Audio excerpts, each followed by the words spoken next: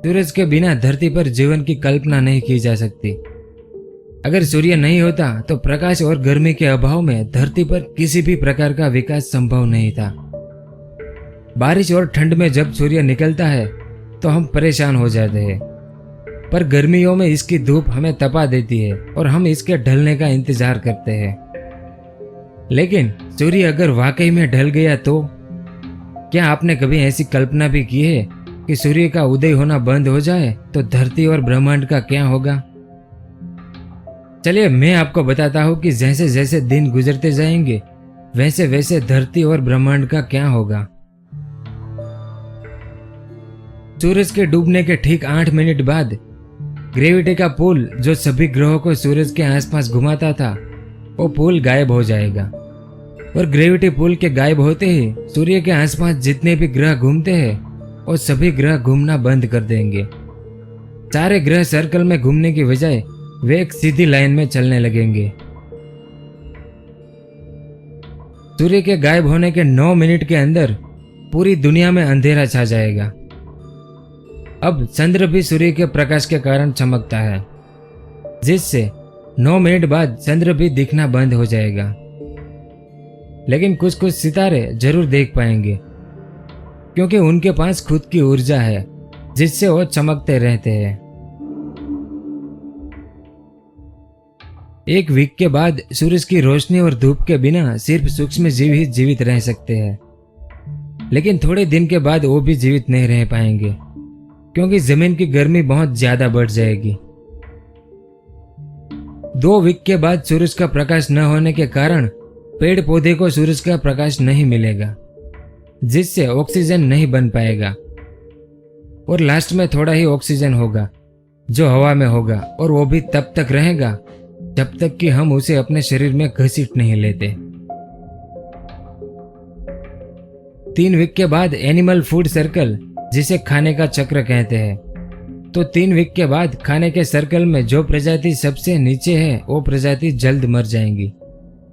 दूसरी प्रजाति भी मरेगी, लेकिन कुछ समय बाद प्राकृतिक चीजें खाने वाली प्रजाति थोड़ा ज्यादा समय तक जीवित रहेगी।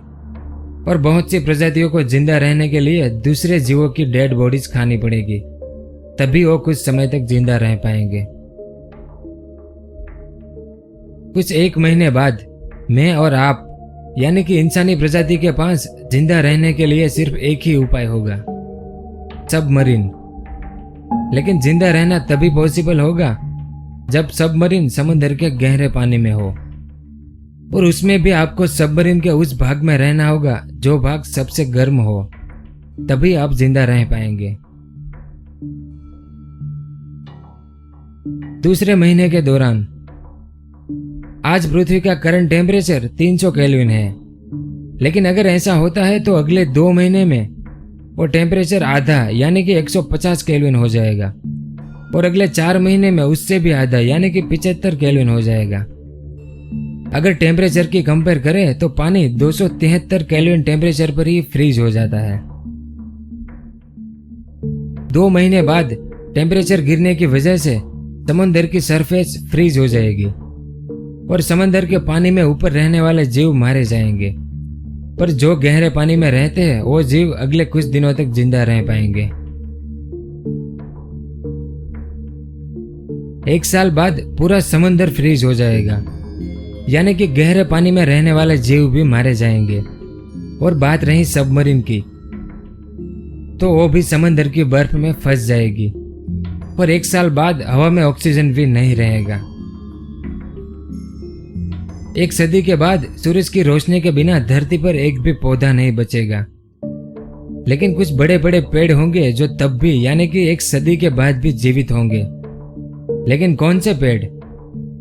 जो सूरज की रोशनी के बिना भी जीवित रह सकते हैं। 10 सदी के बाद यानी कि 1000 साल बाद धरती का टेम्परेचर -205 सेल्सियस हो जाएगा, जिससे ब्रह्मांड का असह्य रेडिएशन धरती पर गिरेगा।